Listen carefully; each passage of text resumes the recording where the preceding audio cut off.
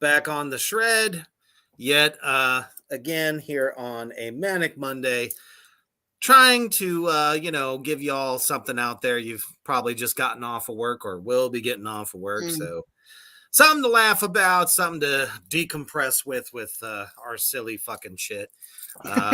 And we've actually decided to take a break from the world of JD for a shred and now into the realm of something different. 137pm.com. Seems to think they're an authority on cartoons. Oh, really? But before we get into this mess, and let me tell you, it's a mess. It's a mess. Let's take a quick commercial break to one of our most celebrated. Oops, I did not mean to do that.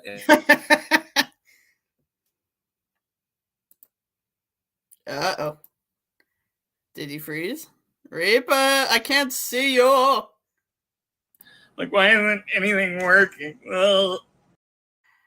Well, while he figures his shit out, I'm going to run a quick word from our sponsor. I don't know which one Reaper was going for, but we'll go with Dezaya's Creep Shop.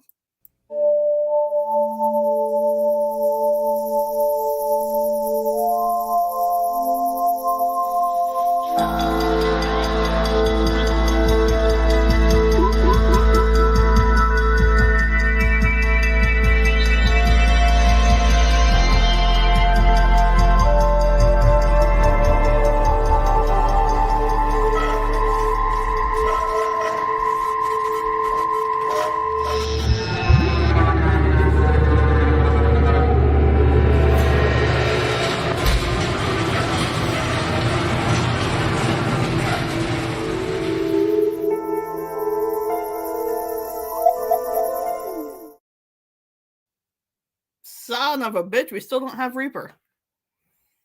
Well then, well shit. Oh, he's totally gone now, isn't he? Well,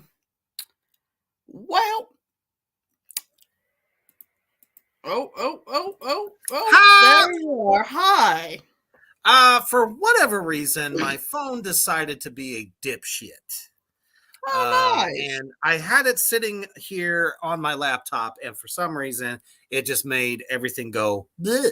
Somehow it hit the control button, and we all know what happens when that happens. So I've already got a win in the dumbass category for today. Manic Monday. That is exactly what we are in. All right, well, let's get to the guts of this thing. So, I've never heard of this particular web address company or anything for that matter that even deals with anything in pop culture, and it's called literally 37 p.m. Well, I wonder what the significance is there. I have no idea. Yeah, because I'm looking at like their main page. They do like pop culture, music, style, sports, gaming. It's like, who the fuck are these people? We don't know who the fuck you is. Oh, and if you look at like any of their music stuff, it's all just like rap and hip hop and trap. Oh, come on. You know, there's more, and that's the thing, you know, there's more to pop culture than just what's popular, you dumb shits. All these fucking sites just seem to think they know what's what, but there's a bigger world out there, folks. If they can't even get that right, I guarantee this list of cartoons is going to be a shit-tastic sandwich. And we're not eating it.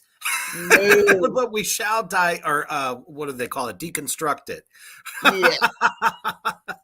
So they seem to think they know what the top 30 cartoons and animated series of all time, and actually preface it with ranked. Really? Yes, at the top it says of all time, ranked. And you want to tell me why in the unholy blue fuck that they would rank King of the Hill at number 30. Yeah. Really? Were you on crack? Were you, liquor bottle fed as a child? What would make you think that King of the Hank fucking Hill, I'll tell you what, it would be at number 30. And not only at number 30, but they only reference season 13. Or is that just the total number? It's just saying how many seasons there are. Oh, okay. That kind of fucked me up for a second because I was about to just, give them the elbow drop of doom for only picking one goddamn season. No, it's a whole show. Let's face it here, folks. King of the Hill was a cartoon beloved by everyone. Oh, yeah. Anyone and everyone. It didn't matter what you were into. You fucking watched this shit. And where did the character kind of come from? Beavis and Butthead. Exactly. All right. So let's see what they have to say on this subject. Oh, boy. King of the Hill revolves around the Texas family of the Hills, giving viewers a hilarious glimpse into who works at a local propane facility.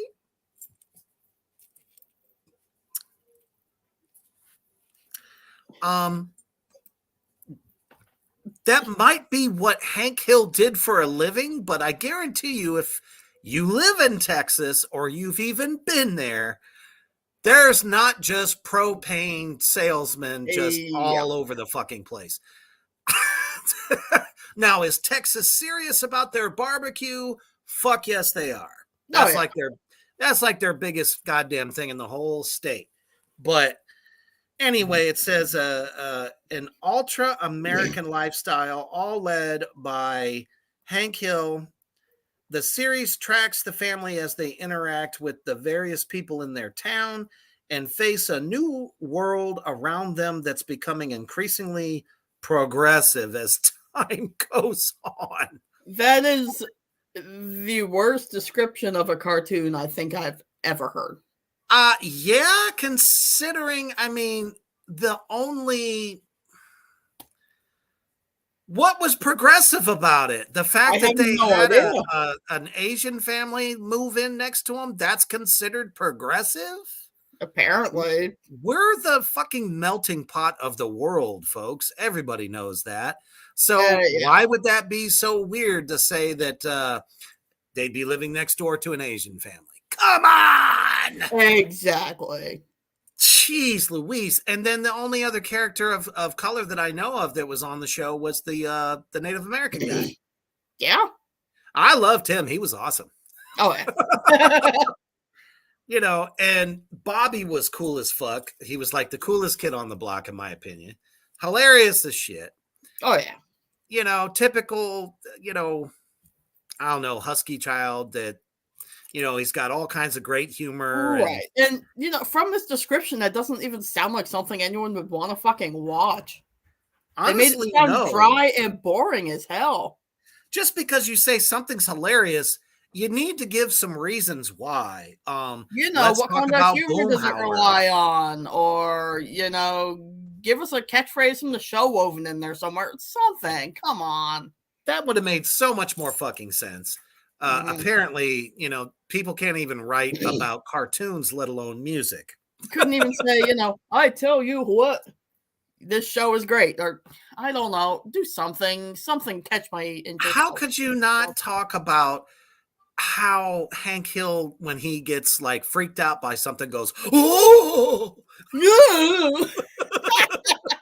Or his dumbass buddies, man. Let's talk about fucking Gribble, Dale Gribble, who doesn't realize that his wife's been cheating on him all their fucking marriage. Right. And that his son is not actually his son. And he's just fucking hilarious because he's like stupid, sort of, even Boomhauer, who doesn't get down to the fact that you can't understand a word that comes out of his mouth. How fucking dare you? I just saw the next one. Oh, geez. How dare you? Yeah, we'll get to that here in just a moment. Oh, I'm pissed now. You know, this is what happens when one of these like pseudo pop culture wannabe websites think that they can like report on shit that they don't know about. Yeah. Anywho, so they did, you know, King of the Hill, no justice whatsoever. No. And now they're going to rank Looney Tunes at number 29 out of a top 30. One of the greatest and longest running cartoons of all time. That has spawned every decade. Yeah. To this day. I remember growing up watching that shit. You know, you got the one where Bugs is the fucking he's singing like the opera singer and he's on the back of that big fat horse thing. Oh my god. Yeah. I love that show so fucking much. I used to watch it all the time. And you put it at 29? 29. Daffy Duck. Who the fuck else? There are so many. Yosemite Sam. Yes. I'm hunting for rabbits. We got that dude too. Tasmanian Devil. Yes. Marvin the fucking Martian. Foghorn Leghorn. Who's always, you know, getting bested by a chicken hawk. You know, the list goes. Sylvester. Yes.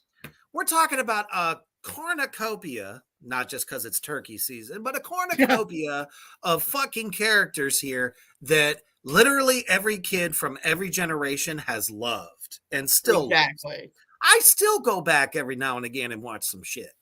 Oh, yeah. And how many spin-off series did it do, too? At least a few. We had like the one where they're all babies and shit. I remember that one. Oh, yeah. Yeah. And all they have to say is, oh, I'll let you read it because I just saw the last sentence and it pisses me off to no end. Same. One of the earliest animated shorts series of all time, Looney Tunes is host to the OG characters that we see that we still see running across our screens today, including Bugs Bunny and Daffy Duck. The show cemented those characters in a way like no other, still proving to be popular today, as we saw in the creation of Space Jam: A New Legacy. And did you notice that they only talked about 2 out of like what, 20 different fucking characters? They didn't say anything about what the show's about at all. Nothing. Literally nothing. It's like, okay, somebody says Bugs Bunny, you know, to somebody who maybe has never seen the show before, go, well, who the fuck is that? Yeah, Bugs, what's that? You know, a bunny with 6 legs and antennas? What the fuck? Yeah, it's like if you don't have cable and there's one of those cartoon channels that show the, you know, the best from, you know, of, you know, just all time, right? You know, 50s, 60s, 70s, 80s, 90s, and so forth. You wouldn't fucking know who any of these people are. No. And let's talk about how ahead of its time it was. Oh, yeah. I mean, it started in the 30s, and just right from the get-go, it tackled a lot of shit that people didn't talk about. Like never. They had mob characters in there with Bugs Bunny because, you know, the whole Al Capone shit. Right? Let's talk about how many times Bugs was in drag. Oh, yeah. I mean, there was so much like real life shit in there that probably a lot of people didn't notice back then, or only adults did because kids, you know, just think it's funny. Right. You know, it's a household fucking, just as much of a household name as Disney. Exactly. I don't think I'm going too far off the map with that. No, that's, you know? Oh, fuck this cartoon. I hate it. I would change the channel when this one came on. It was fucking boring. And they put it at number 28. This was not And they call it a Nick Rewind. Yeah, because it came out in the 90s, so it doesn't mean it's worth watching now. It wasn't then. No, and it did not last very long either. No. And we're talking about this fucking dumbass with their big old Doug nose. Tell me why he only had a couple of hairs on the top of his head. He's supposed to be in like what, middle school or high school or something? It's something one of the two. It's a classic coming of age series about Doug Funny, a teenager who narrates his daily life through a journal. I don't know about you, but I was more interested in Diary of a Wimpy Kid. I wasn't relating to that either, but it was better than this trash. Way better. And how dare you put Doug above two of the greatest shows of all time? I don't know. I don't know how you could put a not a very long running show up against titans of, cartoon history. Exactly. Especially fucking Looney Tunes. Gotta have your fucking head examined. Agreed. All I can say on that is eat a bag of dicks. Seriously. Oh, this is great. While Doug might seem to be a little more of the moral of the story type of series, which probably why people hated it. Yeah. Nobody gives a what kid wants to. Why do you think Big Nate is doing so good right now? It's like one of the hottest cartoons out there because the son of a bitch gets in trouble all the time. What kid can't relate to that? And you got this fucking dumbass walking around with a shirt that says Phys Ed on it. It's also has all the classic elements of a solid animated show and has become beloved for its good-hearted good-hearted vibes. For fucking sure, man. Beeb alicious on this one.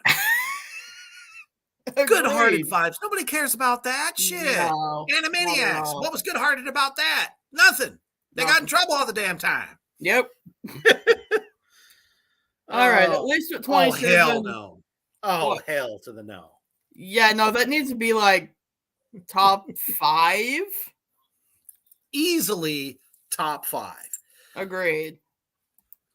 There is no other cartoon in our history since the time that cartoons ever began. Mm. Was there two characters, much like what you saw on The Simpsons with Itchy and Scratchy, than the original Itchy and Scratchy, Tom and fucking Jerry? We're talking about a cat and a mouse that are constantly trying to take each other out. And especially some of the like earlier ones, that shit's brutal. Violent as fuck, and it was hilarious. Oh, yeah. So much that, how many decades later after they've created that show, that it only makes sense The Simpsons would put some sort of thing like that in there that Bart and his, sister would watch. Right. It's been going on since 1940. Are you fucking people out of your fucking minds? Yeah. Drop the elbow. I can't stand it. Agreed. That's it. That's it. You just got the elbow drop of doom. And again. What the fuck? Tom and Jerry. Here's what they have to say. Want me to read it? It don't matter. Either way. It's going to hurt either way. Yep. Literally playing a game of cat and mouse. Tom and Jerry are the main subjects of this iconic 1940s collection of 161 animated shorts that find the two constantly at odds and chasing one another. Tom and Jerry uses all the classic gags, anvils and pianos falling from the air and fighting in a cloud of dust, just to name a few. And while those may seem overdone if we're looking at the present, back in the 40s, the series was simply a fun respite from the work week. Did you just take a beeb on fucking Tom and Jerry? All over it. And they really didn't even capture it the right way. Yeah, they cited the pianos falling and the anvils, but how about all the times, he got pelted with like fucking nails and trains, hammers, chains. Oh, yeah. I mean, and it has some of the classic cartoon tropes, but like the show's been around since the fucking 40s. And let's fucking talk about Jerry, the ultimate fucking underdog of the whole cartoon. Yeah. Where he's besting an animal 5 times his fucking size. And, I absolutely loved it that whenever they had the episode where Tom was the cat to this older lady, and she would like go out and say, don't touch this or whatever. Right. And, Jerry's like, ooh, pie. I'm going to steal it or something like that. And the old woman comes home and the whole place is wrecked. Who does she go after? Tom. Exactly. She takes a fucking sweeper and just bashes him like constantly. That shit was hilarious. Absolutely. Number 27. Come on. That's just wrong. I could kind of go either way on number 26. Yeah. I liked it, but it wasn't one of those that I just had to watch all the time. And I'll tell you why. I think they were trying to push too much adult into it. Yeah, that's fair. Even though it's set in the future in a space city. Right. We're talking about the Jetsons. And there was literally only 3 seasons, and it gets onto a top 30 list of all time. Maybe top 50 list, but I don't know about top 30. I mean, it kind of made its mark, but it's always about Mr. Jetson, the George Jetson. Okay. I swear they were trying to get adults to watch. I really think so, because it was all about him having to work. Right. And there wasn't hijinks. Yeah. He was, the only thing that was funny about it is he was kind of a dopey guy. Right. But nobody talks about the children. Nobody really talks about Judy Jetson either, the mom. Right. It was like a play on the nuclear family, because apparently everybody back in the 60s thought that the year 2022 we would be driving hovercrafts, and it would be literally the space age. We'd be flying around in cars, and I fucking wish. Right. Well, shit. How many of those fucking Star Trek fiends thought that the same goddamn thing was going to happen? Oh, it's not much different, man. Yeah. We're all just still regular humans with a little bit of technology. Nothing fucking special. Now, I'm not sure why that they would come up with this next one at 25, because this one had it all. They weren't just kind of doing the nuclear family thing. Every character had its place. Now, I honestly think that the Jetsons was really just supposed to be another Flintstones, just in the future instead of the past. Totally agree with that. And it was not executed nearly as well. Yeah, they could not rival the Flintstones' popularity. And that was kind of the thing back then. Big network. Oh, well, this network had this fucking hit, so why don't we make our own version and not let them know we're stealing original plot? You know what I mean? The fucking Flintstones coming at 25, again, should be like top 10. Agreed. You literally had it all. And I don't know what kid didn't want to be Bam Bam. Exactly. Super fucking strong, wields a club, and can pretty much knock out anybody at any given moment. Yep. And let's face it, Fred Flintstone reminds me of the actor that played Roseanne's husband on the show Roseanne, which is why they had him play it in the fucking film when they made a live action film. It was like just made for him. And this came out in the year 1960, long before that actor was even born. You know what I mean? It was that kind of character. All the way down to his buddy, shit. Barney. Barney was like the good guy. The guy that would do no wrong and just kind of went along with whatever, Fred wanted to do. And it all takes place in the Stone Age. How fucking cool is that? Right? I don't know. I love that they take, like, I feel like this is kind of throughout the series. They take stuff that's like normal modern, but then like scale it back to prehistoric technology, like the car, but it's all their feet running, shit like that. Their feet are running and it's all stone. And going to the grocery store to buy meat was you literally picked up a side of beef, like the entire fucking thing, and brought it home. I think that's just comedic genius to do things that way. Yeah, for sure. And they actually make reference to a really funny show that came around around the same time, The Honeymooners. In a way, it kind of resembled each other. So I give it to them for that. Now, and they actually say that, automatically one of the best cartoons of all time. Then why put them at 25? Exactly. That would have been top 10 status for me. Agreed. So, fuck you, 137. You're stupid. Absolutely. Speaking of stupid, this next show, in only the best ways. I fucking love this show. How could this be at number 24, though?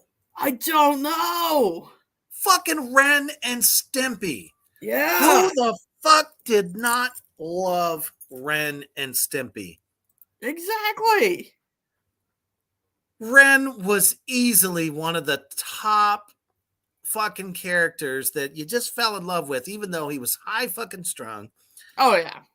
Yelling all the time, blaming Stimpy for just literally everything. And he was kind of like the mastermind behind all the bad shit. Mm-hmm. I mean, let's see what they have to say. I'm just beside myself at how stupid these pop culture websites really are. The Ren and Stimpy show kicked off the golden years of Nickelodeon. The golden years. Okay. How is Nickelodeon not still killing it? Because they are. Yeah. Anyway, 1991 starting what became one of the most iconic decades in animated television. It didn't stop there, though. No, it didn't. It didn't fucking stop there. No. The series follows two very different animals. Ren, a highly emotional dog. Very true. He was the big softie. Right. And then Stimpy, a much calmer, go with the flow cat. And what was he? A Chihuahua. Something like that. Fucking Chihuahua. Honestly, most of the time you can't, you don't even know what kind of animals they are. I didn't for a long fucking time. I thought he was a Chihuahua, and they're saying he's a cat. Which fucking is it? I don't know. This is dumb. It really is. As they explore the world around them in both absurd and hilarious ways. One of the major cult favorite shows of the decade. Okay, we're just getting fucking redundant here. Did you run out of your brain fluid? You know what I mean? The Ren and Stimpy show definitely relied on some pretty dark humor at times. Well, no fucking shit. No shit. What teenager doesn't like dark fucking humor? Exactly.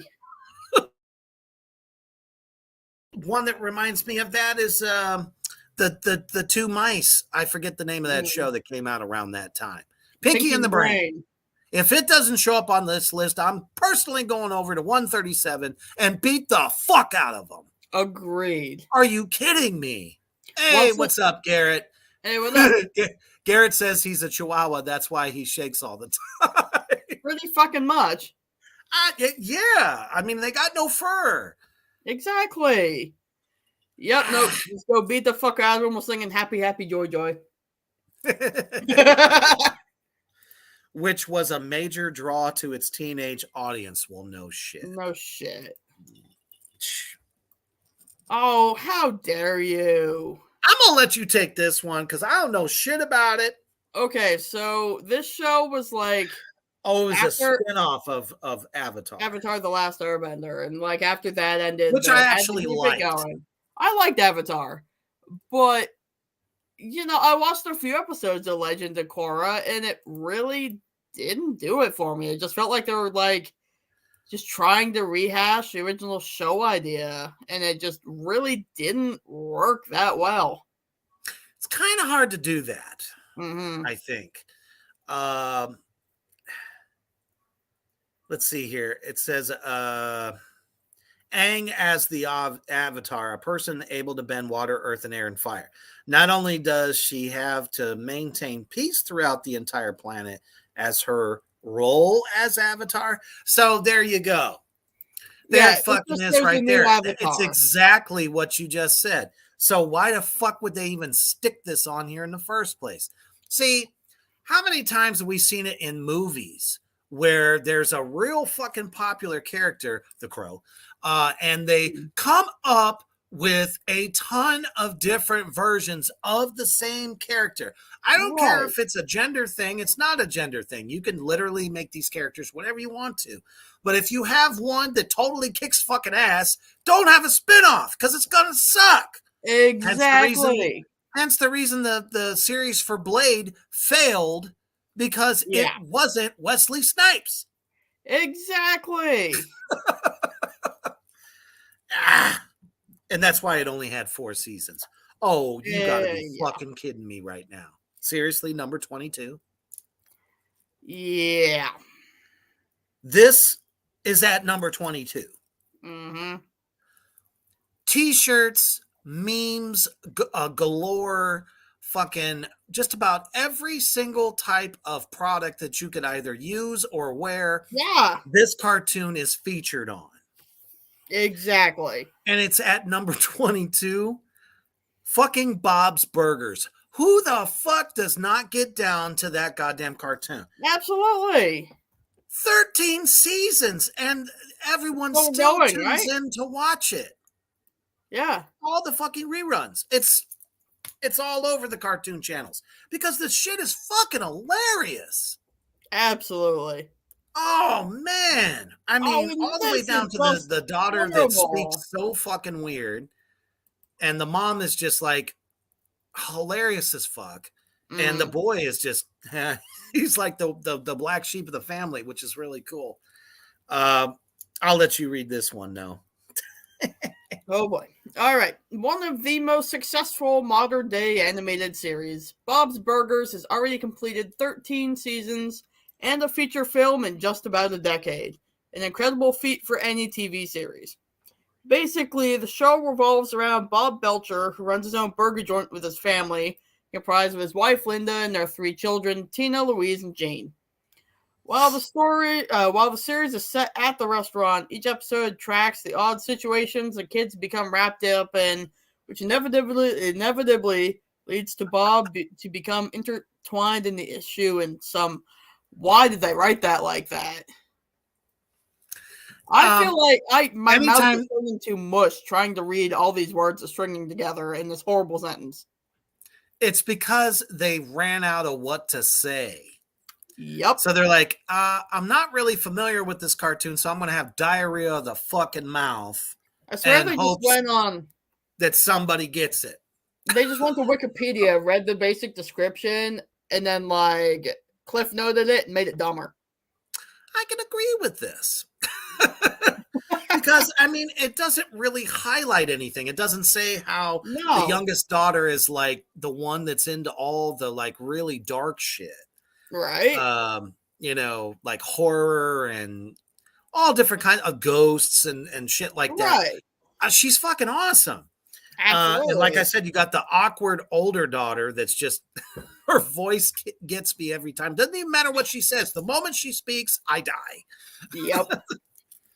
And Bob's just like, I don't know what you could compare him to. Almost like a Eeyore. He's like an Eeyore type. Right. I don't know. Oh, you bastards. I don't even know this next one. I never saw it. You never got down to regular show? No.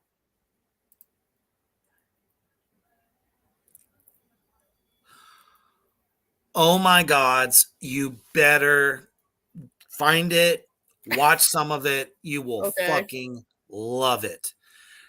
These two, okay. Mordecai and Rigby, you got a bird and a raccoon. Okay. And they are the coolest cats ever. They're huge gamers. They like to slack off. And they work for a park. Okay. Their job is to like fix shit around the park, blah, blah, blah.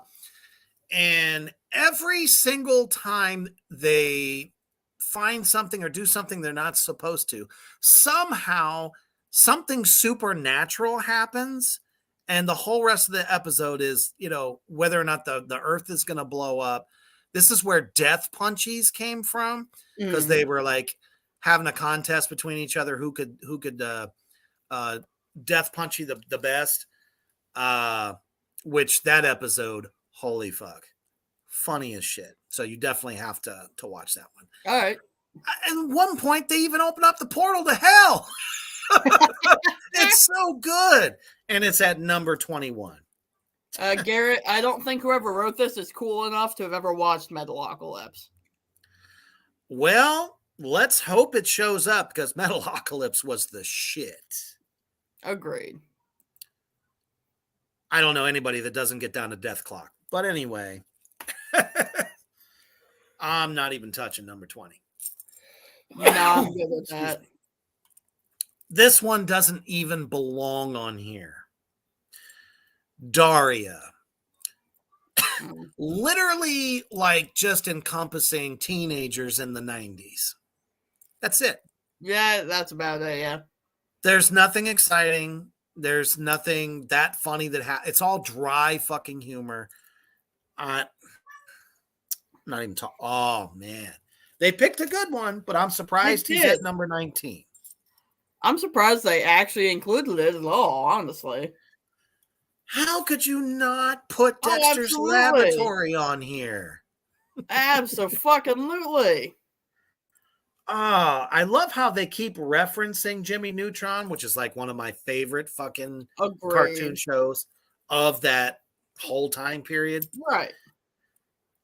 Oh, they're trying to say, really? You really think this? This fucking jerk off starts off by saying, I'd say that Jimmy Neutron took a note from Dexter's Laboratory's book. That's not true. They're completely fucking different. The animation is different. He's not dressed up like some fucking... The only thing they have in common is that they're both scientists. That's it. Yeah, and I hate to say it, but Jimmy Neutron was a little bit cooler. Just saying. Agreed. Definitely agreed. Dexter, a budding child scientist and inventor who creates all of his inventions in a secret lab concealed in his bedroom. His older sister, Dee Dee, tends to get involved in his creations, which results in something going terribly wrong for Dexter. The end. That's it. That's all it tells us. I mean, they couldn't cite some of the failed experiments. Like, wasn't there an episode where he created like a bunch of clones and shit? Yeah, I remember that. Almost positive. There was severely really good episodes. I can't even get to them all. But yeah, sadly, only 4 seasons. So that kind of means it didn't really catch on. But from what it gave us, we loved it. Agreed. And he spoke with the worst German accent ever. Oh, for sure. I almost wonder if they kind of patterned him after, like, you know, one of those stereotypical German scientists. Seriously. Yeah, probably. Oh, fuck. Well, I guess you kind of have to put this in there. Do you really, though? I mean, it's okay. I could never jive with it. It was one of those cartoons that children at large, I'm not just saying, you know, talk about the whole goddamn country. Guys and girls liked it. Boys liked it because they loved the anti-hero Mojo Jojo. Girls loved it because it was the first cartoon where it was all girls and they all kicked ass. That is true. We're talking about the Powerpuff Girls. Mm-hmm. Yeah, Not I'll give one of my it favorites. the credit it's due. Before that, we hadn't really seen, badass superhero chicks in cartoons yet, apart from like, some of the like well-known heroes and shit. But like I just couldn't get into it. Well, they gave us Teen Titans, and there was quite a few girl superheroes in that one. So, yeah, that's true. You know what I mean? I actually thought, again, way cooler. Absolutely. I don't know. The animation was kind of like a throwback to a 50s style animation with the way they drew the characters. And they threw some anime in there because you look at the Powerpuff Girls, they got the eyes. The bug eyes that just make you think that they're under some kind of trance. Now, I'm not saying anything bad necessarily about anime. I'm just not the biggest fan of it. Right. But still, people dug it. And I think it was the fact that they, you're absolutely right, Garrett. It was on 3 times a day. Yep. It's like, oh, if you didn't catch your fix, by the way, it's on again. Yeah. I can remember getting ready for work and that fucking cartoon popped on. I'm like, what the fuck? What kid is up at this time? I mean, really, seriously. I don't know. My son was more about like, watching the late cartoons instead of the ones that, would pop on first thing in the morning. For sure. Why are we talking about this one? I love this fucking show. You can have it. Great show. You can have it. To this day, my family still quote a few lines from it, like, Susie, make me a sandwich. Okay, I definitely agree with what they say at the end of this review. But let's go ahead and check out what they have to say about Hey Arnold. Hey Arnold might be the most chill of all Nickelodeon series to come out of the 90s. Basically, Arnold is a casual 4th grader going through life with his best friends, Gerald and Helga, as he lives with his grandparents in an apartment in Washington. Helga's one of his best friends. Anyway, the show revolves around the trio and their daily adventures around the city they live in, but let me just say their holiday-themed episodes may be the best. Okay, you see how they just shat on them there. Yep. But strangely enough, I do have to say, anytime I watched one of the holiday-themed ones, whether it was Christmas or Halloween, it was kind of like, watching a Charlie Brown special. They kind of went all out. Simpsons were guilty for this too. Why do you think that the Treehouse of Horror was like the most successful out of that series? Exactly. But, there's nothing better to wake you up in the morning, getting ready for school than, hey, Arnold! I guess I just couldn't get past his fucking hair. It's better than his grandfather's dick chin. Yeah, that's true. I will give you that. I don't know. It just wasn't high on my list.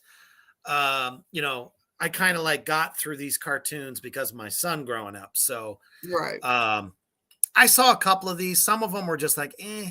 And then there would be like one of the traditional cartoons would come on, like, Bugs Bunny or whatever. And be like, Tom and Jerry, yeah.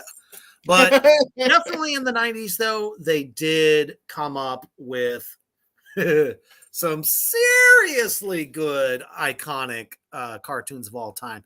Because they realized that adults don't stop watching cartoons. Hello, we fucking love it. Abso-fucking-lutely. Especially this one, and fuck you to this stupid ass list and website for putting South Park at number 16. Seriously, what the fuck? True story. Every time my wife and I go out of town on business, and we have to be at a hotel, the first thing we look for is fucking South Park to watch. Because we know that some bitch is on. Yeah. And everybody wants to watch it. That's why it's still there. Comedy Central. That made me a fan of the channel just because they had that fucking show on there. Right. Still going, and has 25 seasons. That means this show has literally beat every other fucking cartoon. Except for maybe The Simpsons. I know they're like on several hundred. Right. Oh, man. I don't even know. I don't even have to say anything about this. We have the fucking Stan, Kyle, Eric, and Kenny, who seemingly gets killed every episode and is reanimated. How badass is that? Not to mention these kids are cursing. They're talking about shit they shouldn't. And how is it too far-fetched from actual reality of kids at that age? And not to mention how many times has this show actually kind of predicted the future? Absolutely. And their love-hate relationship with Canada. Fuck you, buddy. Yeah. Terrence and Phillips, what the fuck? I actually wish they were more injected into the cartoon because of the fact that everything was a fart. Mm-hmm. I don't know about y'all, but fart jokes are still funny. That's the reason I'm fucking laughing right now. Exactly. And it was made for adults, but kids love it too. Are you surprised? No. Have they kind of gone a little too far in certain cases? Sure. But they always made sure that, you know, younger kids couldn't watch it. Right. How in the fuck did they not put Butters in this review, by the way? Seriously. Butters is like one of the coolest fucking guys out of the whole bunch. So much to the point where they love making fun of celebrities, right? And the one episode that sticks out in my head is when that fucking Paris Hilton tried to buy Butters because he was in an animal costume, a little animal Snuggie. She said, I want him. I want to buy him now. $200 million. Butters is like, she passes out drunk. He's like, I can literally do anything I want with this girl. Oh my goodness. Come on, that shit was gold. Fucking gold. Anyway, I don't really think that this review does it any fucking justice. Not at all. A little town, South Park in Colorado. The show is chaotic in every way, featuring the main characters as they get into a wide variety of trouble and comment on the general state of the world. That's true, actually. Through the different people, events, and conflicts that they encounter. Did you really learn anything from that? Not at all. I know I didn't. No. This next one, however, I think is just as celebrated as some of the other ones that we've talked about. Agreed. It gave us Bender. That it did. The cigar smoking, beer toting robot. Yes. This fucking show transcended so many different stereotypes, fucking real life situations, made fun of like a lot of sci-fi because it is set in the future. Right. And the show we're talking about is Futurama. And it's got the one-eyed, female heroine out of the whole crew, who the voiceover is the chick that played the wife on Married with Children. So you already got a super winner there, and the whole rest of the cast is just amazing. What the? Come on, man. This is all it has to say. That's it. A classic sci-fi sitcom. Futurama was actually created by Matt Groening. Like, that fucking matters? Yeah. Great. The man responsible for creating The Simpsons. Oh, no shit. Yeah. If you didn't notice, the animation was practically the same as The Simpsons. I mean, if you really look, I mean, like, some of the main characters from Futurama are kind of just, futuristic human Simpsons. They yes, look very much the same. Absolutely. And the aliens were fucking hilarious. And the 152-year-old professor guy, yes, who's a fucking crack up at every turn. Every character in the whole bunch just amazeballs. absolutely. Yeah, Fry himself literally looks like they took him out of The Simpsons and plucked him into this other show. Agreed. Which is great. I'm fine with that. Oh, yeah. I don't know. That's what drew me in at first, because I was like, holy shit. There's a show even on Netflix that Matt Groening did that all his characters look just like Simpsons people. And it's set in medieval times. I don't know if you've seen it. I forget the name of it. It's like called Everlasting or something like that. And it's fucking funny. I love it. I don't know. Did it no justice. No. I am now we're getting into the realm of seriousness. I'm very excited this one is actually on here. I can't believe it. Well, I got 2 words for you. Yes. Mark Hamill. Yes. And if anyone is the amazing guy who DC junkie like myself doesn't know that the reason this series was as good as it was because of Mark Hamill, you're cheating yourself. For sure. And the guy who voiced Batman did an amazing job. He also just passed away, unfortunately. Oh, damn. Oh, yeah. He had been voicing Batman pretty much in every animated thing since the show started in 1992. Isn't that something? I mean, they gave us Joker in his rawest, purest form as far as cartoons go.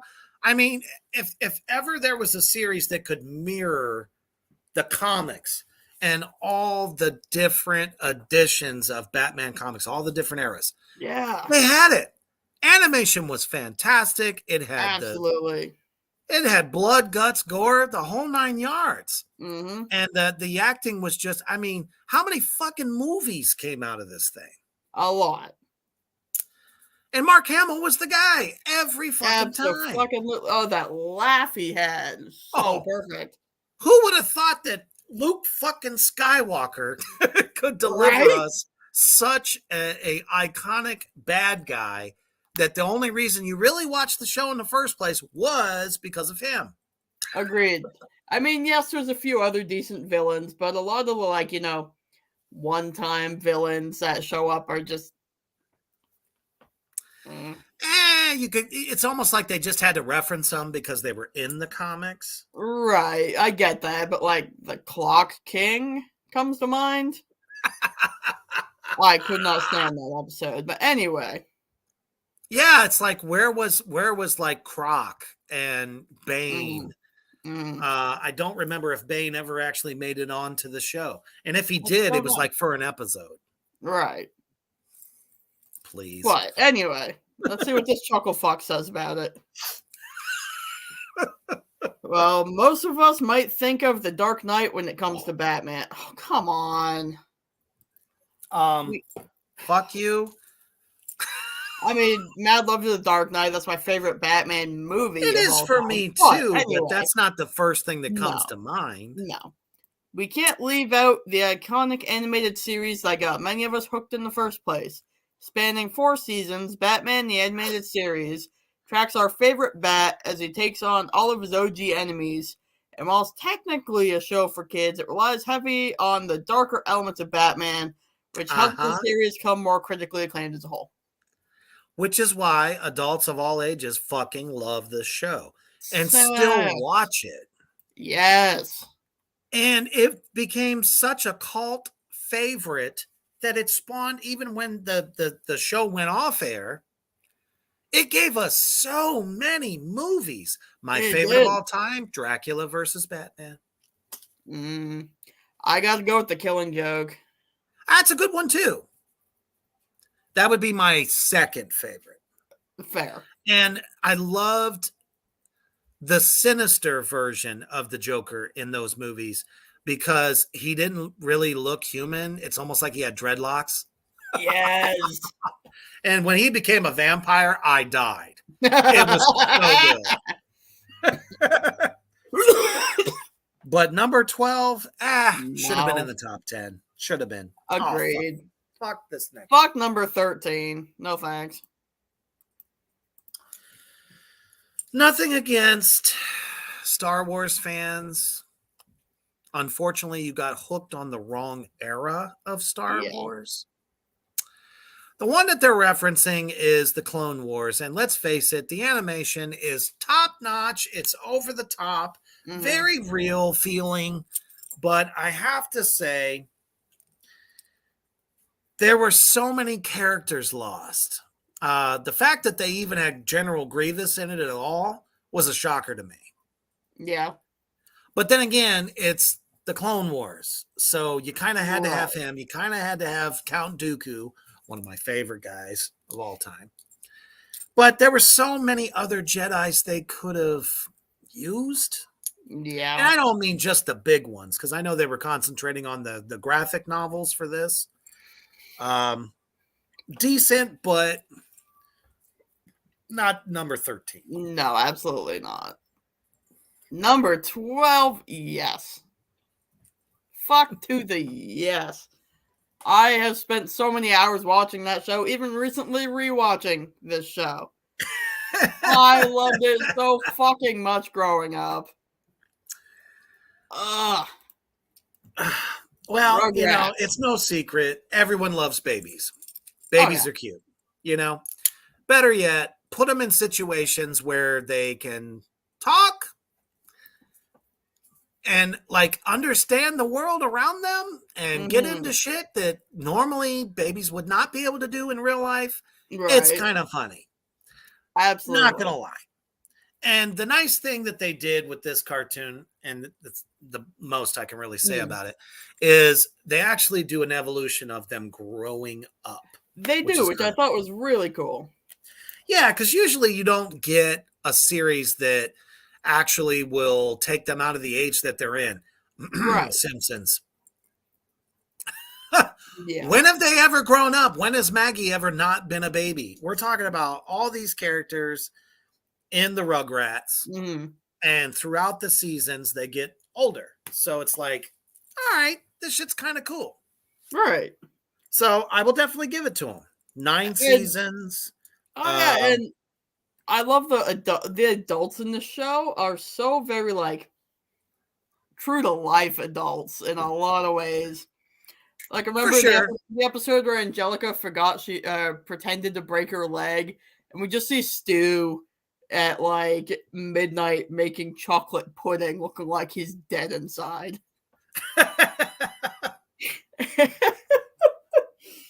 Fair enough. Really? This one could not make it into the top 5? Top 3? Yeah, I'd go that far. You know, honestly, I put it at number 1. I really would.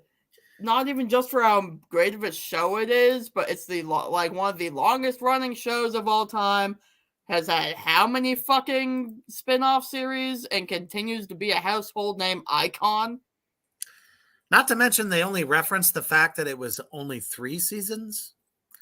That was just the original, dumbass. Yeah, that's just the original. Oh my God. Do your fucking homework. Are you kidding me? There's one that's brand new right now. There is. I'm pretty sure. Oh, yeah. No, they're making an adult cartoon about Velma right now. I know that. Hey, I'm curious. It might be all right. But, like... why does everything have to be bastardized? I mean, fair. Come on. Any damn way. I mean, these networks will sell their fucking grandma for a nickel. Let's be honest. But we're talking about Scooby fucking Doo. One of the great darker style kind of cartoons to come out of the late 60s and make its way into the 70s as well. Right. And then resurfaces back in the 80s after everyone has rewatched every episode 1,000 fucking times, and the Yes. show keeps getting better. It does. Let's talk about the success of the 2 live action films that came out of it. Oh, The show, the casting in those was so perfect. Yes. I don't know, Kyler, but hey, you're here now, brother, and that's all that counts. I mean, there's not a kid, adult, a teenager, even, somebody in a wheelchair at the age of like 90 that doesn't know this cartoon. Exactly. It's all centered around monsters and ghosts, and it always ends up, at the end, you peel the mask off and you find out it's somebody else. Right. But the fact of the matter is, though, we loved it. Absolutely. I don't know about you, but spawned some of the coolest villains in cartoons of all time. Absolutely. Anything from vampires to the abominable fucking snowman. Yeah. And any other type of monster, or the guy that had the old school helmet on that, is underwater, comes out of a swamp, just all kinds of cool creatures and shit. Captain Cutler. That was his name. That's it. Yeah. And, the show had so many crossover episodes too. I mean, there's an episode of the Addams Family, there's the Boo Brothers. Right. Well, even much more recently, there was a crossover with the show Supernatural. Exactly. Let's not talk about the fact that, the show back in the day. Yes, Kyler, the 49er. Used to bring in popular fucking bands to be featured in the cartoon. Kiss was one of them. The Beatles were in there. Sonny and fucking Cher was in there too. I mean, they had some like iconic people. Now, you want to know the one thing that I wish they would have done, and they could have done it, but they didn't? What? They could have had Scooby fucking Doo with Black Sabbath. That would have been amazing. How sick would that have been? Oh, that would have been great. Or fucking Judas Priest. Yes, that'd be Led great. Zeppelin. God damn it. That would have been so cool to see. For sure. But you put them at number 11. No. What do you think, brother? Do you think we should save the top 10 for next time? Oh, yes. Judging by the time, I do agree. So we have the top 10 to count down for next time.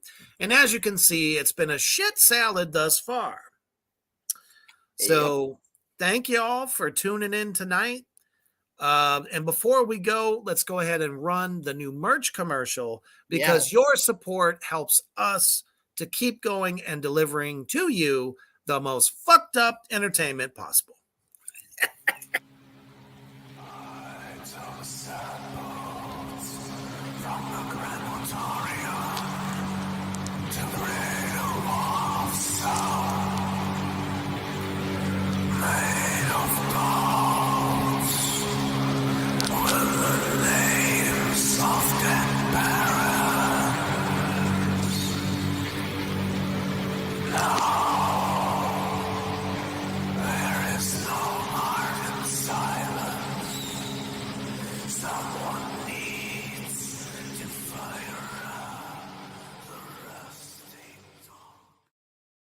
If you got a favorite show, or if you just generally love all of what we do, man, see if there was something there that caught your eye. Don't be afraid to wave the flag for Three Witches, because we are a bit different, entertaining, and something new every fucking time. Exactly. So, and from now until the end of the month, you can use the discount code 1 year to get, what did I do? 5% off your order. 5% off. That's right. I believe that's what we did. And let's face it, I mean, the prices are already low. That just lowered it even more. Exactly. And guaranteed, if any of y'all get one of those shirts, send us a picture. We will plaster it all over our social media. And we are proud and happy to have each and every one of you as a viewer. You guys are awesome. Absolutely. Thank you all so much. Have a good rest of your Monday night before, the Tuesday morning woes. And then catch us tomorrow night on Charitable Tuesday. Absolutely. Where we'll help you deal with your Tuesday woes. Exactly. For free, you can get an insight. Absolutely. From the tarot readings that we provide, because we like to generally help folks, and it's entertaining at the same time. Tomorrow night at 8 p.m. CST. Until then, stay heavy.